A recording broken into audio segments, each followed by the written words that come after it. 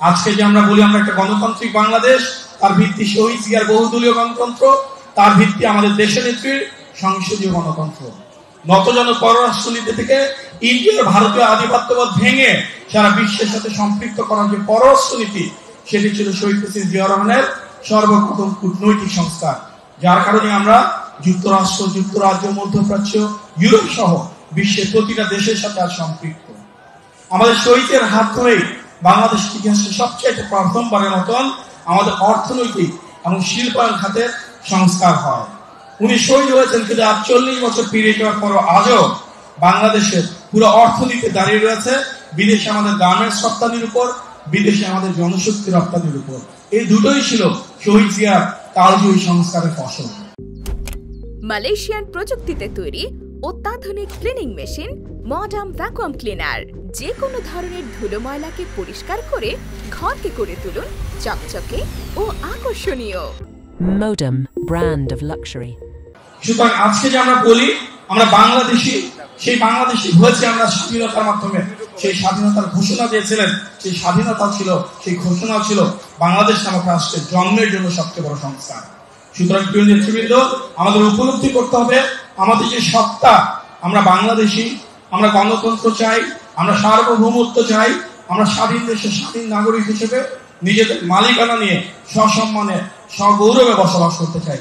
এর প্রতিটা কাজ বিএনপি প্রতিটা সরকারের সময় হয়েছিল, দেশনেত্রী বেগম খালেদা জিয়া করেছিলেন, তার আগে শহীদ প্রেসিডেন্ট জিয়া রহমান করেছিলেন, এবং এগুলো ছিল সেই রাষ্ট্র ব্যবস্থার সবচাইতে বড় সংস্কার।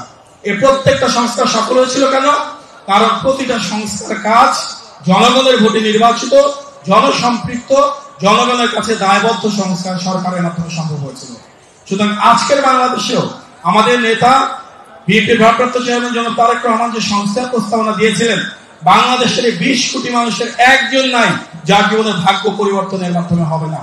আমাদের গৃহিণী, আমাদের যুবক, আমাদের তরুণ, আমাদের ছাত্র, আমাদের শ্রমজীবী, আমাদের কৃষিজীবী, আমাদের প্রত্যেকটা শ্রেণী এবং পেশার মানুষের জন্য এখানে ভাগ্য পরিবর্তনের জন্য, তাদের রাজনৈতিক স্বাধীনতা এবং অর্থনৈতিক মুক্তির জন্য এই 31 দফায় একটি পূর্ণাঙ্গ রূপরেখা রয়েছে। আর ইনশাআল্লাহ আমরা বিশ্বাস করি জনগণের ভোটে নির্বাচিত একটা সরকার জনগণের ম্যান্ডেটের মাধ্যমে, জনগণের প্রতি দায়বদ্ধ থেকে এই 31 দফা এই বাংলাদেশের বুকে ইনশাআল্লাহ বাস্তবায়ন করবে। ধুলো, ময়লা ও ক্ষতিকর ধূলিকণা থেকে নিমিষেই মুক্তি দেয় চৌধুরী এয়ার পিউরিফায়ার। এর শক্তিশালী সাকশন ঘরের কোনায় কোনায় লুকিয়ে থাকা সকল ধুলা টেনে ফিল্টার করে এবং বের করে আনে নির্মল ও স্বাস্থ্যকর হাওয়া।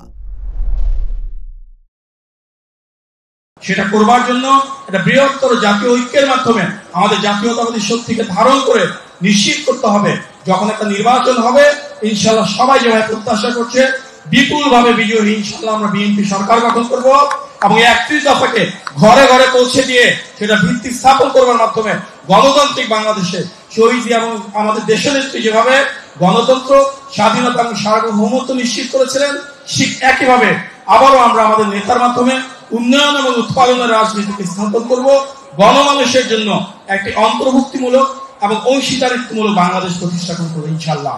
তো প্রিয় নেতৃবৃন্দ, সেই গণতান্ত্রিক বাংলাদেশে ভোটের অধিকার প্রতিষ্ঠার মাধ্যমে, ভেঙে পড়া রাষ্ট্র কাঠামোকে পুনর্গঠনের মাধ্যমে সেই নতুন বাংলাদেশে নতুন দিগন্ত উন্মোচনের প্রত্যয় নিয়ে আমরা সবাই মিলে এক হয়ে ঘরে ঘরে 31 দফা পৌঁছে দেওয়ার সংকল্প নিয়ে আমার বক্তব্য শেষ করছি।